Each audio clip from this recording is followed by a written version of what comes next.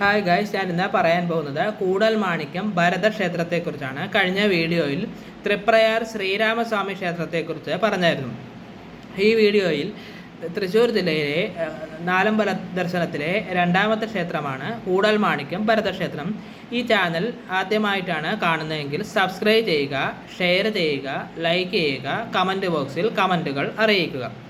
തൃശ്ശൂർ ജില്ലയിലെ ഇരിങ്ങാലക്കുടയിലാണ് ഈ ക്ഷേത്രം സ്ഥിതി ചെയ്തത്. മധ്യ കേരളത്തിലെ പ്രസിദ്ധങ്ങളായ നാലമ്പലങ്ങളിൽ രണ്ടാമത്തേത് ഈ ക്ഷേത്രമാണ്. ഹൈന്ദവ വിശ്വാസപ്രകാരം ശ്രീരാമൻ്റെ അനുജനായ ഭരതൻ്റെ, അതായത് സംഗമേശ്വരൻ പ്രതിഷ്ഠയുള്ള ക്ഷേത്രങ്ങളിൽ ഒന്നാണ് കൂടൽമാണിക്യം ക്ഷേത്രം. ശംഖും ചക്രവും കോദണ്ഡവും അഭയമുദ്രയും ധരിച്ചിരിക്കുന്നു. കിഴക്കോട്ടാണ് ദർശനം. ക്ഷേത്രത്തിനുള്ളിൽ ഉപദേവതാ പ്രതിഷ്ഠകളില്ല എന്നത് ഈ ക്ഷേത്രത്തിൻ്റെ മറ്റൊരു പ്രത്യേകതയാണ്. ക്ഷേത്രത്തിനുള്ളിൽ മറ്റ് മഹാക്ഷേത്രങ്ങളെ പോലെ കൂത്തമ്പലമുണ്ട്. മേടമാസത്തിൽ 11 ദിവസത്തെ കൊടിയേറ്റുത്സവവും തുലാമാസത്തിലെ തിരുവോണം നാളിൽ തൃപ്പുത്തരിയുമാണ് ക്ഷേത്രത്തിലെ പ്രധാന ആണ്ടുവിശേഷങ്ങൾ. കേരള സർക്കാർ ഉടമസ്ഥതയിലുള്ള പ്രത്യേകമായ ഒരു ദേവസ്വമാണ് ക്ഷേത്രഭരണം നടത്തുന്നത്. പേരിന് പിന്നിൽ ഈ ക്ഷേത്രത്തിന് മാണിക്യമെന്ന വിശേഷണം വിഷ്ണുവിൽ നിന്നോ ശിവനിൽ നിന്നോ വന്നതായിരിക്കും. ജൈന സന്യാസിമാരെ മാണിക്യൻ എന്ന സംജ്ഞ ചേർത്ത് വിളിച്ചിരുന്നു. കൂടൽ എന്നത് പണ്ടുകാലത്ത് 2 നദികൾ സംഗമിച്ചിരുന്ന ഇടമായതിനാൽ വന്നതാകാമെന്നും കരുതുന്നു. കൂടക്കല്ലിൻ്റെ ലോപമാണെന്നും ഒരഭിപ്രായമുണ്ട്. അക്കാലത്ത് ഹിന്ദു സന്യാസിമാർ കൂടി ചേർന്നിരുന്ന സംഗമസ്ഥാനമായതിനാലാണ് എന്നും, അതല്ല ജൈനമതവും ഒത്ത് ചേർന്നിരുന്ന സ്ഥലമായതിനാലാണ് കൂടൽ എന്നും പറയപ്പെടുന്നു. ഐതിഹ്യം നോക്കാം. ദ്വാരക സമുദ്രത്തിൽ മുങ്ങിത്താണുമ്പോൾ ശ്രീകൃഷ്ണ ആരാധന ഏറ്റുവാങ്ങിയിരുന്ന ദാശരഥി, അതായത് ശ്രീരാമൻ, ഭരതൻ, ശത്രുഘ്നൻ, ലക്ഷ്മണൻ, ഇങ്ങനെ 4 വിഗ്രഹങ്ങൾ സമുദ്രത്തിൽ ഒഴുകി നടക്കുവാൻ തുടങ്ങി. താലൂക്കിലെ നാട്ടുപ്രമാണിമാരായ വാക്കയിൽ കൈമൾക്ക് സമുദ്രത്തിൽ 4 ചതുർബാഹു വിഗ്രഹങ്ങൾ ഒഴുകി നടക്കുന്നുണ്ടെന്ന് സ്വപ്ന ദർശനം ഉണ്ടായി. പിറ്റേ ദിവസം സമുദ്രതീരത്ത് നിന്നും മുക്കുവന്മാർ വഴി ഈ ക്ഷേത്രങ്ങൾ കൈമളുടെ സ്വാധീനത്തിൽ ലഭിച്ചു അത്രേ. അദ്ദേഹം ജ്യോതിഷികളുമായി ആലോചിച്ച് തീവ്ര നദിക്കരയിൽ, അതായത് തൃപ്രയാർ ശ്രീരാമ ക്ഷേത്രവും കുലീപനി തീർത്ഥക്കരയിൽ ഭരതക്ഷേത്രവും, ശ്രീ കൂടൽമാണിക്യ സ്വാമി ക്ഷേത്രം ഇരിങ്ങാലക്കുട, പൂർണ്ണ നദിക്കരയിൽ ലക്ഷ്മണ ക്ഷേത്രവും, തിരുമൂഴിക്കുളം ശ്രീ ലക്ഷ്മണ പെരുമാൾ ക്ഷേത്രം, ഭരതക്ഷേത്രത്തിന് സമീപമായി ശത്രുഘ്ന ക്ഷേത്രം, പായമ്മേൽ ശത്രുഘ്ന ക്ഷേത്രം എന്നീ ക്രമത്തിൽ ക്ഷേത്ര നിർമ്മാണത്തിനായി സ്ഥലങ്ങൾ തിരഞ്ഞെടുത്ത് പ്രതിഷ്ഠ നടത്തി. പ്രത്യേകതകൾ: സാധാരണ മഹാക്ഷേത്രങ്ങളിൽ പ്രധാന പ്രതിഷ്ഠയ്ക്ക് പുറമെ ഗണപതി, ശാസ്താവ്, ദക്ഷിണാമൂർത്തി തുടങ്ങിയ ഉപദേവന്മാരും ഉണ്ട്. എന്നാൽ ഇവിടെ എല്ലാ സേവയും സംഗമേശ്വരൻ മാത്രമേ ചെയ്യാറുള്ളൂ.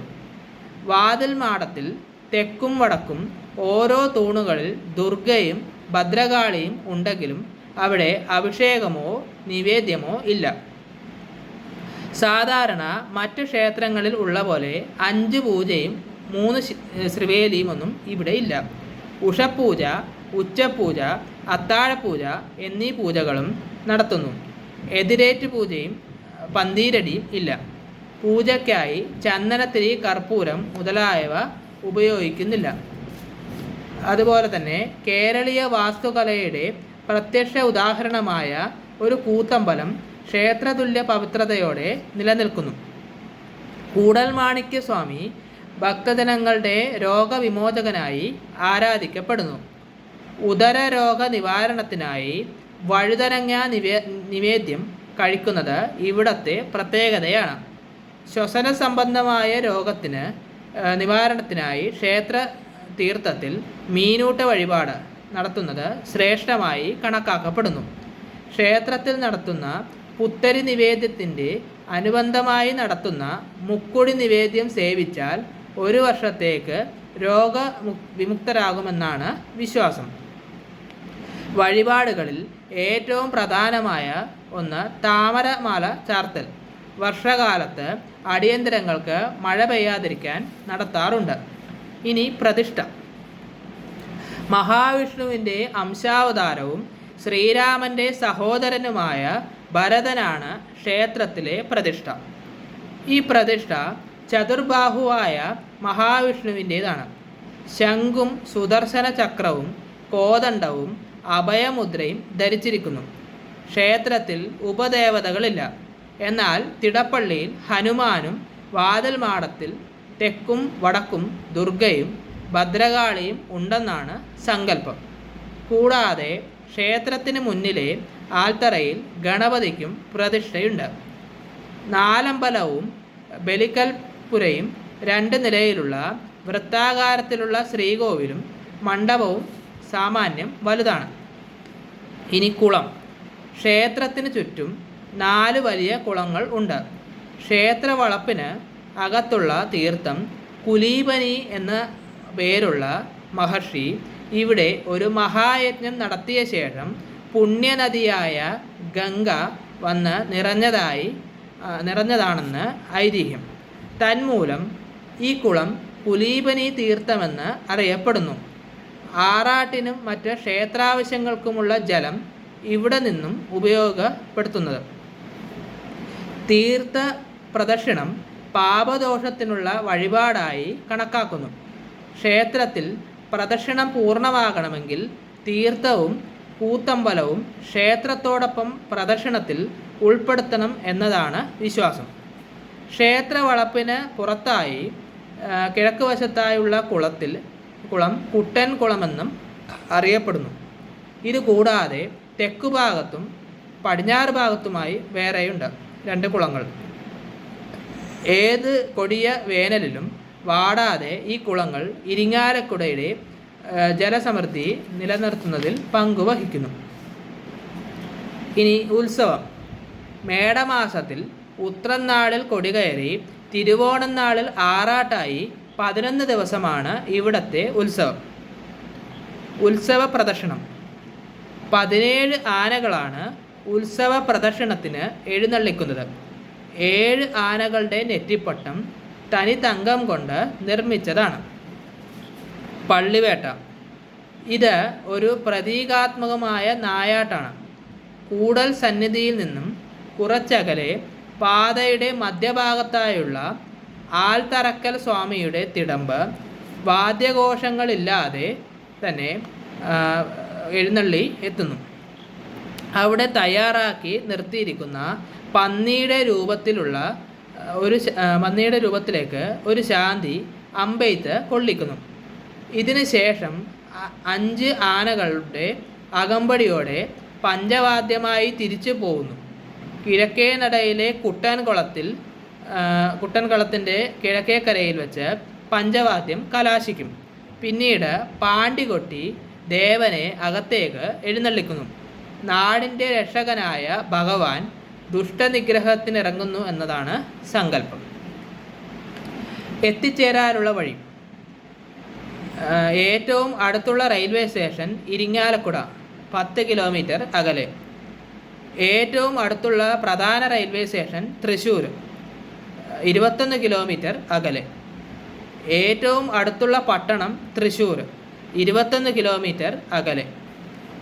ഏറ്റവും അടുത്തുള്ള വിമാനത്താവളം കൊച്ചി അന്താരാഷ്ട്ര വിമാനത്താവളം 40 കിലോമീറ്റർ അകലെ. ഇനി വിശേഷ ദിവസങ്ങൾ. പ്രതിഷ്ഠാദിനം കുംഭമാസത്തിലെ പുണർദം നാളിലാണ്. തിരുവുത്സവം.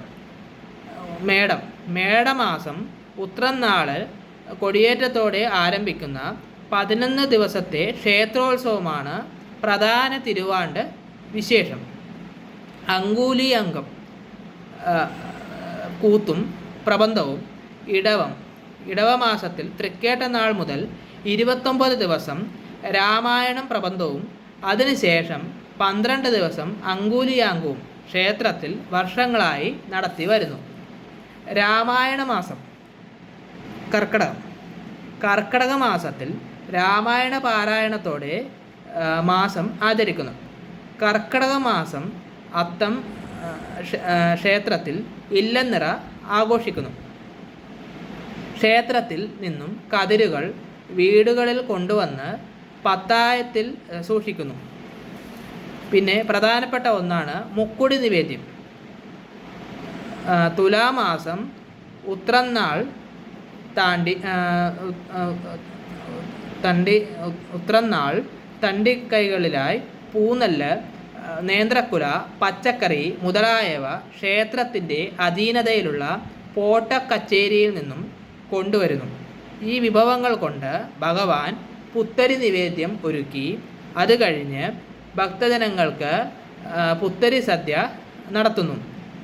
പിറ്റേന്ന് കുട്ടഞ്ചേരി മൂസ് പ്രത്യേകം തയ്യാറാക്കുന്ന മുക്കുടി നിവേദ്യം ക്ഷേത്രത്തിൽ തൊഴാനെത്തുന്നവർക്ക് നൽകുന്നു.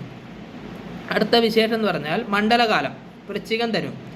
വൃശ്ചിക മാസത്തിൽ ഒരു മണ്ഡലകാലം മുഴുവൻ ക്ഷേത്രത്തിൽ നിറമാലയും ചുറ്റുവിളക്കും ഉണ്ടായിരിക്കും. പൊഞ്ഞനം ഭഗവതി ആറാട്ട്. കുംഭം. കുംഭമാസം പുണർദം നാൾ കുലീബനി തീർത്ഥത്തിൽ പൊഞ്ഞനം ഭഗവതിയുടെ ആറാട്ട് നടക്കുന്നു. കുലീബനി തീർത്ഥത്തിൽ നടത്തപ്പെടുന്ന ഏക ആറാട്ടാണ് ഇത്. അടുത്തത് യജുർവേദ ലക്ഷാർച്ചന. ധനു. ധനുമാസം 1 മുതൽ 7 വരെ ക്ഷേത്രത്തിൽ യജുർവേദ ലക്ഷാർച്ചന നടക്കുന്നു. വിനായക ചതുർത്ഥി.